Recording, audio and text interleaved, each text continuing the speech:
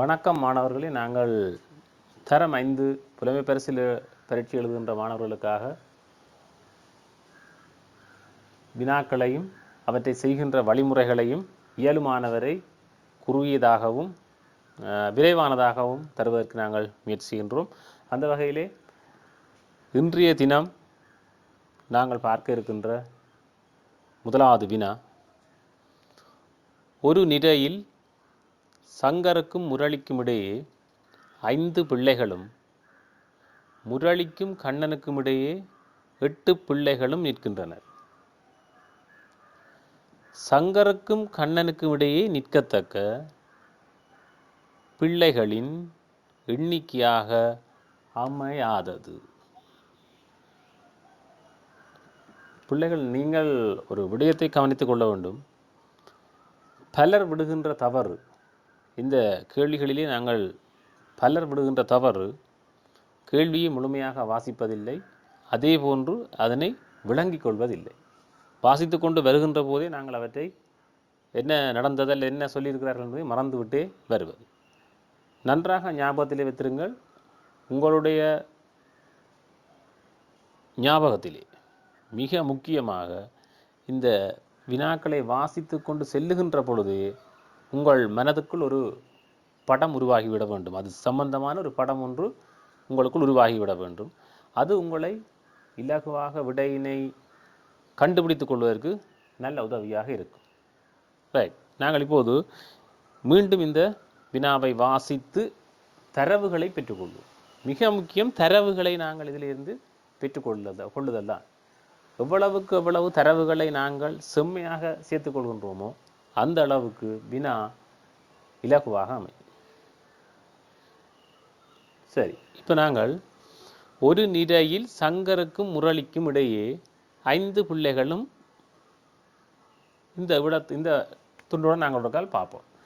ஒரு நிரை தான், அப்போ இருப்பது ஒரு நிரை தான். நிரை என்பது இவ்வாறாக இருக்கலாம். இதிலே சங்கருக்கும் முரளிக்கும் இடையே, சங்கரை நாங்கள் இதிலே வைத்துக்கொள்வோம், முரளியை நாங்கள் இதிலே வைத்துக்கொள்வோம். சங்கருக்கும் முரளிக்கும் இடையே 5 பிள்ளைகள் இருக்கிறார்கள். சங்கருக்கும் முரளிக்கும் இடையே 5 பிள்ளைகள் இருக்கிறார்கள். முரளிக்கும் கண்ணனுக்கும் இடையே 8 பிள்ளைகளும் இருக்கின்றனர். கண்ணனுக்கும் முரளிக்கும் இடையே, இப்பொழுது முரளி இங்கே இருக்கிறார், கண்ணன் ஒரு நிரை என்பதனால் கண்ணன் இந்த பக்கத்தில் இருக்கலாம். இருந்தால் அவர்களுக்கு இடையில், அதாவது முரளிக்கும் கண்ணனுக்கும் இடையில் நிற்கத்தக்க 5 பிள்ளைகளும் முரளிக்கும் கண்ணனுக்கும் இடையில் 8 பிள்ளைகள். இதிலே 8 பேர் இருக்கிறார்கள். இது ஒரு வரி வடிவம். இது முதலாவது வடிவம் ஒன்றாக இருக்கலாம். அதே போன்று இதே கண்ணன் இந்த நிரையிலே இறுதியாகத்தான் வர வேண்டும் என்று இல்லை. அவர் இடையிலே நிற்கின்ற 5 பேரில் ஒருவராக கூட இருக்கலாம் என்ற அடிப்படையில் நாங்கள் அடுத்த வடிவத்தினை இப்பொழுது போட போகிறோம். அந்த வடிவத்தை மீண்டும் நான் ஒரு முறை எழுதுகிறேன். சங்கருக்கும் முரளிக்கும் இடையில் 5 பேர் இருக்கிறார்கள். இது சரி. அடுத்து முரளிக்கும் கண்ணனுக்கும் இடையே 8 பிள்ளைகள் இருக்கிறார்கள். முரளிக்கும் கண்ணனுக்கும் இடையில் 8 பிள்ளைகள் இருக்கிறார். அதாவது அதே கண்ணன் இந்த இடத்திலும் இருக்கலாம். முரளிக்கும் கண்ணனுக்கும் இடையில் 8 பிள்ளைகள் இருக்கிறார்கள் என்றால் இதிலே கவனியுங்கள், 5 பேர் ஏற்கனவே இருக்கிறார்கள். இவர் சங்கருடன் சேர்த்தால் 6வது நபர். இன்னும் 2 போட்டுக்கொண்டால் முரளிக்கும் கண்ணனுக்கும் இடையிலான 8 பேர் என்ற அந்த விடயம் அல்ல அந்த தரவு பூரணப்படுத்தப்பட்டு விடும். ஆகையால் 5 சங்கருடன் 6, இன்னும் 2 இருப்பார்கள். அதாவது கண்ணனுக்கும் முரளிக்கும் இடையே, அதாவது முழுமையாக நாங்கள் எழுதிக்கொள்வோம், கண்ணனுக்கும்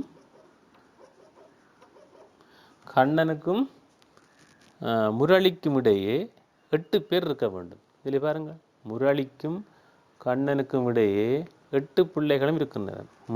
முரளிக்கும் கண்ணனுக்கும் இடையே 2, 3, 5, 8 பிள்ளைகள் இருக்கிறார். இது இரண்டாவது வடிவமாக எடுத்துக்கொள்ளலாம். ஏனெனில் தரப்பட்ட தரவிலிருந்து செம்மையாக பெற்றுக்கொள்ளக்கூடிய வடிவங்களாக இந்த 2 வடிவங்களும் நாங்கள் எடுத்துக்கொள்ளலாம். இதிலே உங்களுக்கு தாராளமாக விளங்கி இருக்கும் என்று நான் நினைக்கிறேன். ஆனாலும் மீண்டும் ஒரு முறை அதற்கால் நாங்கள் பார்ப்போம். சங்கருக்கும் முரளிக்கும் இடையே 5 பிள்ளைகள் இருக்கிறார்கள். சரிதானே? 5 பிள்ளைகள் இருக்கிறார்கள். அதே போன்று முரளிக்கும் கண்ணனுக்கும் இடையே 8 பிள்ளைகள்.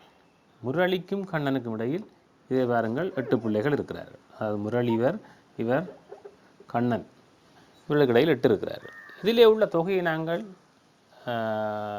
கூட்டி பார்க்கலாம் எவ்வளவு மொத்தமாக இருக்கிறது என்று. அதற்கு முன் நாங்கள் இந்த வினாவுக்கு வந்துவிட வேண்டும். வினாவில் என்ன கேட்டிருக்கிறார்கள் என்று.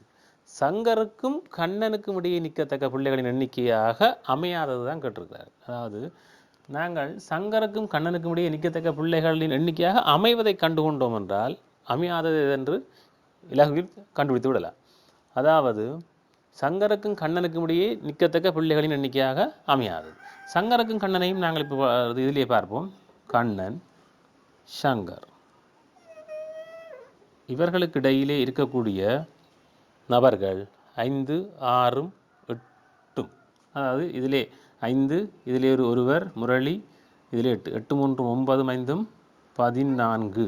இப்படி ஒரு வடிவம் இருக்கலாம். அடுத்ததை பாருங்கள். அதே போன்று சங்கருக்கும்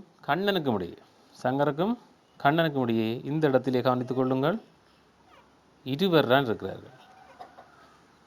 சங்கருக்கும் கண்ணனுக்கும் இடையில் 2 இருக்கிறார்கள். அப்போ இப்பொழுது நீங்கள் ஒரு விடைக்கு வந்திருக்கலாம். 14 என்பதும் நிகழத்தக்க ஒரு சாத்தியம் உள்ள விடை. அதாவது அந்த வரிசையிலே நிகழத்தக்கது.